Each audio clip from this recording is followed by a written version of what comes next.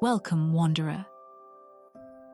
Tonight, the Firefly crosses an ocean, from New York's bright chaos to England's green fields, where a burned-out designer will learn what it means to work at the speed of growth.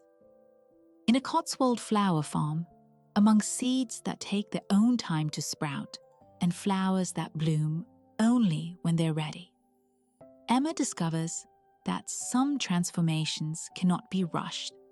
They can only be tended with patience, attention, and hands willing to get dirty. This is a story about learning to measure success differently, about the satisfaction of work that shows in calluses and blooms, and about finding home in the rhythm of seasons. Emma's hands were shaking as she clicked Submit Application at 2 a.m. on a Tuesday, her laptop balanced on her knees in her tiny Brooklyn studio. Outside, the city hummed its constant electric hum. Sirens, late-night deliveries, the subway rumbling beneath the street. Inside, she'd been scrolling through a blog post titled Real Farm Apprenticeships, Not Instagram Fantasy, for the past hour, and something about one listing had stopped her cold. Organic Cut Flower Farm, Cotswolds, England. 3-month spring apprenticeship, March to June. Room and board provided. Hard physical work. No experience required, but commitment essential. This is not a holiday. You will get dirty, tired, and probably frustrated. But you will learn to grow flowers the right way. The bluntness of it had felt like cold water after years of advertising copy, designed to make everything sound easy and desirable and just a click away. Emma had been designing that kind of copy for 5 years, and it had hollowed her out until she barely recognized herself. The response came 3 days later, equally blunt. Your application is accepted. Arrive by March 15th. Bring work clothes and realistic expectations. Sarah Hartley. Emma's best friend Jade had been incredulous when she'd explain over coffee. You're going to England to do manual labor on a farm? They're about to promote you to creative director. I know. You don't even have houseplants. I know. This is insane. Maybe it was. But Emma had requested a leave of absence anyway, sublet her studio, and booked a one-way ticket to London. Her tourist visa was good for 6 months. The apprenticeship was 3. That gave her time to decide what came after. Her co-worker Dan had been less kind. You're throwing away your career for some cottage fantasy. You'll be back in 2 weeks, broke and embarrassed. Emma had said nothing, but his words echoed in her head during the train ride from London to the Cotswolds, watching the urban sprawl give way to green fields and stone villages that looked like they'd been there for centuries.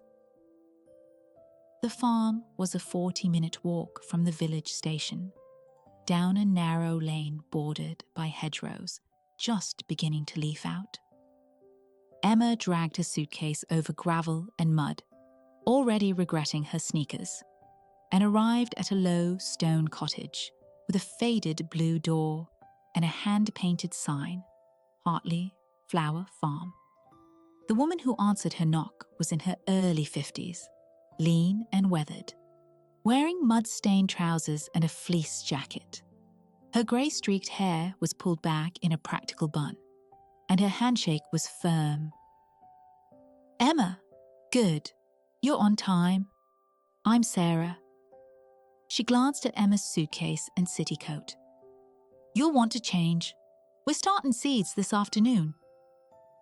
The cottage was small but well organized. Downstairs was Sarah's living space, and a mudroom overflowing with boots and tools. Upstairs was a tiny bedroom, that would be Emma's for the next 3 months. A single bed, a desk, a window overlooking fields that were currently brown and bare. Emma changed into jeans and the one flannel shirt she'd packed, then followed Sarah to a greenhouse, or polytunnel as Sarah called it. Inside, it smelled like damp earth and promise. Long tables held empty seed trays, bags of compost, and dozens of small envelopes labeled in neat handwriting. "We start with sweet peas," Sarah said, demonstrating how to fill the trays. Press small indentations, drop 1 seed per cell, cover lightly. "They'll germinate in about 2 weeks if we keep them warm enough. We'll succession plant them every fortnight through April. That's how you get continuous blooms through June." Emma nodded, trying to absorb the unfamiliar terminology. Fortnight. She'd have to remember that meant 2 weeks. The work was meticulous and repetitive. Fill tray, press holes, drop seeds, cover, water gently, repeat. Her back started aching after an hour. Her fingers grew clumsy with cold despite the polytunnel's relative warmth. Sarah worked beside her in silence, quick and efficient, occasionally correcting Emma's technique without comment. They finished as the March light was fading. Emma's first day, and all she'd done, was plant tiny seeds that wouldn't even sprout for weeks. "Tomorrow we'll prep the beds," Sarah said, as they washed their hands at the outdoor tap. "The ground needs turning, compost worked in. It's heavy work." It was heavy work. Emma spent the next week with a spade and a wheelbarrow, turning earth that was dense with clay, mixing in compost that smelled rich and alive, creating rows that Sarah marked with string pulled taut between stakes. Her hands blistered, then calloused. Her shoulders ached constantly. She fell into bed each night, too tired to even check her phone, and woke at dawn to the sound of birds that didn't exist in Brooklyn. She nearly quit after 5 days. Everything hurt. Nothing was beautiful, just mud and cold and monotonous physical labor that seemed to have no end and no visible result. The seeds she'd planted sat in their trays, dormant. The beds she'd prepared looked like brown scars across brown fields. Sarah was taciturn, offering instruction but little conversation, and the village felt foreign and unwelcoming in a way Emma hadn't anticipated. The British Reserve, the different rhythms, the small shop that closed at 4 in the afternoon. She was composing a message to Sarah in her head, thanking her, but explaining this wasn't working out. When Sarah came into the polytunnel where Emma was watering seed trays. "The sweet peas you planted last week are ready to prick out," Sarah said, gesturing to tiny green shoots emerging from the soil. "If you leave now, they'll die. They need transplanting, hardening off, eventual planting out. That's 6 more weeks of care, minimum." Emma looked at the fragile seedlings, impossibly small and vulnerable. Something she'd planted with her own hands that had germinated because she'd tended them properly, that needed her to continue. "I'll stay," she heard herself say. The work continued. Emma learned to prick out seedlings without damaging their delicate roots, to water at the base rather than overhead, to recognize when plants needed more light or less crowding. She learned succession planting, sowing new seeds every 2 weeks so that flowers would bloom continuously, rather than all at once. She learned the difference between courgettes and what she'd always called zucchini, between rocket and arugula, though they were growing flowers, not vegetables. April arrived with warmer days and sudden rain showers that sent Emma running for the wellies. Rain boots, she had to remind herself, that Sarah had loaned her. The fields began to transform. The sweet peas were growing tall on their supports, not yet flowering but lush with foliage and promise. Sarah started them on new plantings, zinnias and cosmos sown directly into the prepared beds, sunflowers that would tower over everything by midsummer. Succession planting, Sarah reminded her as they worked. We sow these now. They'll bloom in July and August, always thinking ahead to the next season. Emma watched the sweet pea shoots climbing their strings and felt something shift in her chest. These plants existed because they'd planted them, because they'd tended them, because they'd done the slow, repetitive work of watering and weeding and waiting. And they weren't even blooming yet. That reward was still weeks away.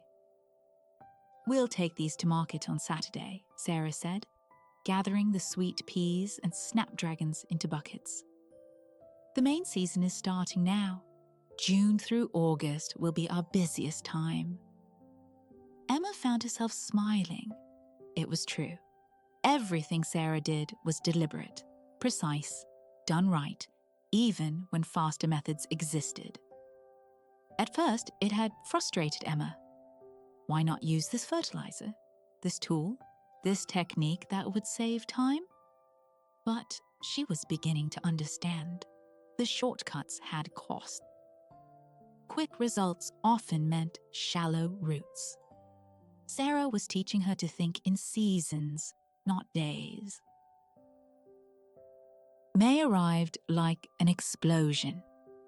The sweet peas finally bloomed, their fragrance filling the morning air as Emma and Sarah made their first proper flower harvest. Everything was growing at once now. The early plantings needed constant weeding. The April sowings needed thinning. Pests appeared that required attention. Snapdragons were beginning to show color. The zinnias and cosmos were establishing themselves, still small but vigorous. Emma learned about companion planting, about beneficial insects, about the endless cycle of observation and response that organic growing required. Her hands were permanently dirty now, soil under her nails that soap couldn't quite remove. Her body had changed too, stronger, leaner, moving with a confidence that came from repetitive physical work. They took their first market haul in mid-May. Buckets of sweet peas in soft pinks and purples, early snapdragons in cheerful oranges and yellows. Sarah arranged them in old glass bottles and metal buckets, creating displays that were simple but striking. Emma watched how she talked to customers, not selling exactly, but sharing information about the flowers, how long they'd last in a vase, whether they preferred sun or shade. This is Emma, Sarah introduced her to a regular customer. She's apprenticing for the season, learning the hard way. The only way, the woman said kindly. Sarah doesn't do shortcuts. One afternoon, Emma tried to rush a planting. She'd been working since dawn and was tired, and she skipped some of Sarah's precise instructions. Didn't space the plants quite right, didn't firm the soil properly around the roots, didn't water them in thoroughly. She wanted to be finished, wanted to move on to the next task, wanted the satisfaction of checking something off a list. The plants suffered. Within 2 days, they were drooping, stressed, some dying. Sarah didn't yell. She just looked at the struggling plants and then at Emma. You tried to hurry growth? You can't do that. You can only tend it properly or neglect it. There's no middle ground. Emma felt tears prick her eyes, frustration and shame and something deeper. I don't know how to do things slowly. Everything in my life has been about speed. Fast turnarounds, quick results, immediate metrics. I don't know how to measure success any other way. Sarah was quiet for a moment, then said, "Then maybe that's what you're here to learn. Not flower farming. How to be present with something that unfolds at its own pace." After that, something shifted. Emma stopped fighting the rhythm of the farm. She stopped mentally cataloguing tasks and deadlines. She started noticing details she'd rushed past before. The way morning light caught dew on spider webs, the particular way bees preferred certain flowers, the satisfaction of a perfectly planted row. That was perfect, not because it was fast, but because it was right. She stopped checking her phone obsessively, stopped refreshing her email, stopped comparing this life to her old one in terms of productivity and achievement. A video call with Jade in early May showed the contrast starkly. Jade was in her apartment, makeup perfect, outfit carefully chosen, talking about a new campaign while eating takeout at her desk. Emma was in the garden at dusk, dirt on her face, wearing clothes that would never be clean again, holding a bunch of just-cut snapdragons. "You look different," Jade said, and Emma couldn't tell if it was a compliment or concern. "I feel different." "Are you coming back? They're asking at work." Emma looked at the flowers in her hand, at the fields behind her going golden in the evening light. "I don't know yet." By early June, the farm was in full bloom. Sweet peas and snapdragons at their peak. Zinnias and cosmos just beginning to flower in their bright, cheerful colors. Early dahlias showing their first blooms. Sunflowers were growing tall, their buds forming but not yet open. Those would come in July. The work was constant. Dawn harvest before the heat of the day, arranging bouquets, market days twice weekly now, weeding, watering, succession planting for the late summer flowers that would bloom after Emma had, maybe, left. Sarah had been teaching her the Latin names, the vase life of each variety, which colors worked together and which clashed. Emma found herself thinking in botanical terms now, noticing gardens in the village with a critical eye, mentally designing arrangements. One market day, a customer asked her about a particular variety, and Emma found herself explaining its growing requirements, its history, the best way to condition the stems for maximum vase life. She was teaching, passing on what she'd learned, and the realization struck her. She knew things now, real things, practical knowledge earned through dirt and time and patient attention. "Good work," Sarah said as they packed up the stall, and Emma felt a warmth that no performance review had ever given her.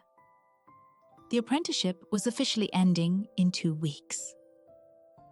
Emma's tourist visa was good through September, but if she wanted to stay beyond that, she'd need to apply for a work permit. The paperwork was complicated, required a sponsor, wasn't guaranteed. Her old firm had emailed. The creative director position was still available.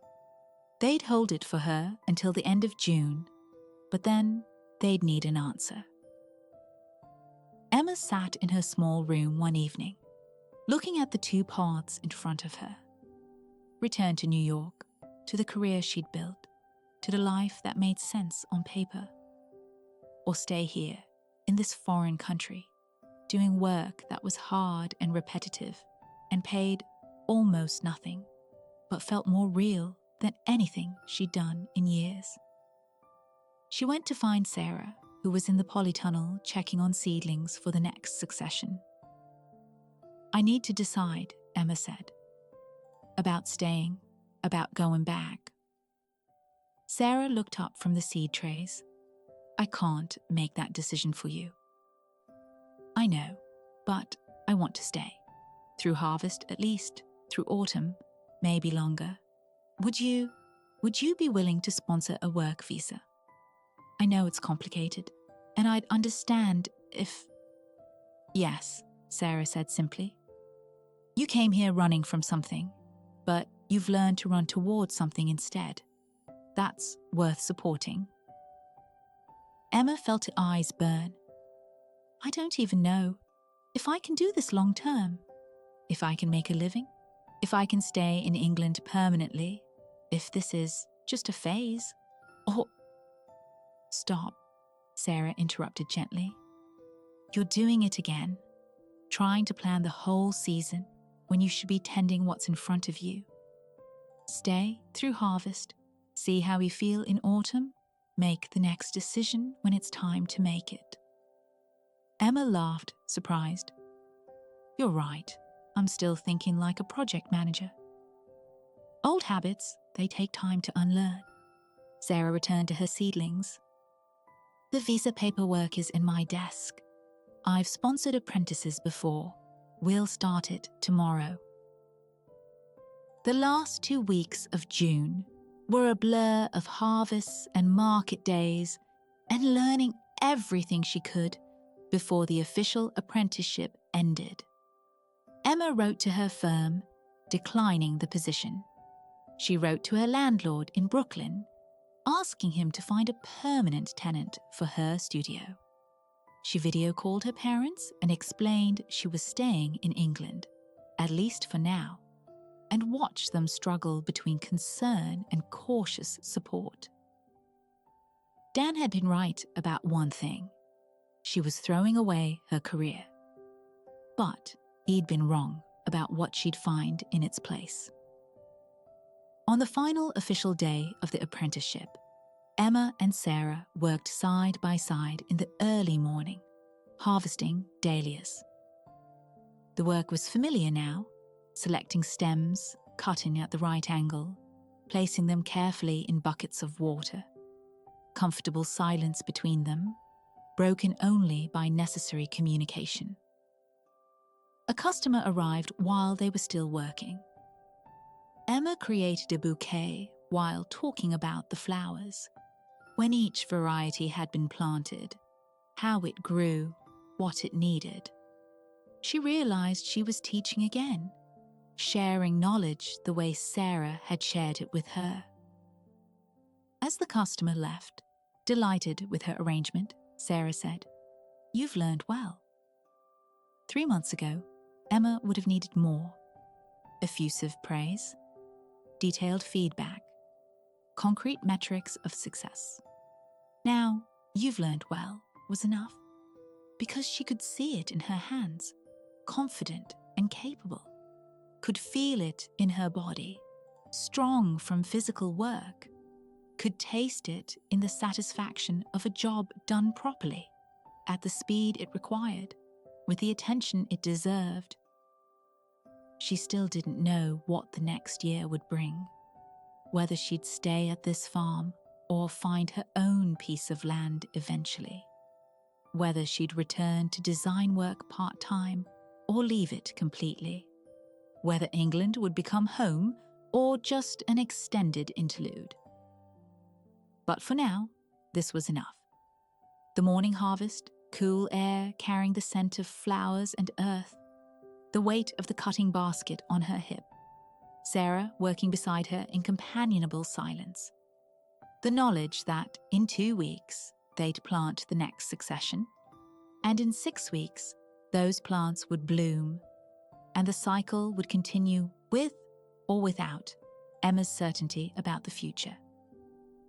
She'd learned to tend what was in front of her, to trust the rhythm of seasons, to measure success not in immediate results, but in roots growing deep, in blooms that came when they were ready, in work done right, because it mattered to do it right. The growing season wasn't just about flowers. Emma bent to cut another dahlia, the motion second nature now, and smiled at the dirt under her nails, the calluses on her palms, the pleasant ache in her shoulders. These were the marks of a different kind of success.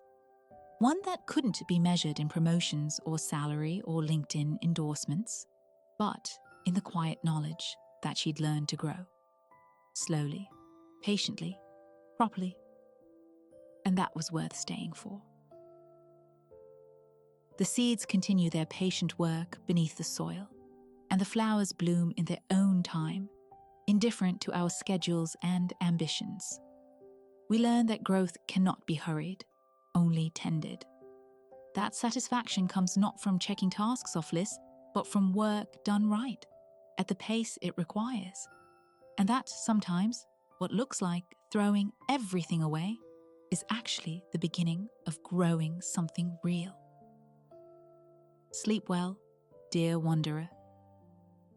May you find the courage to work at the speed of growth, and may your hands remember the pleasure of making something that blooms.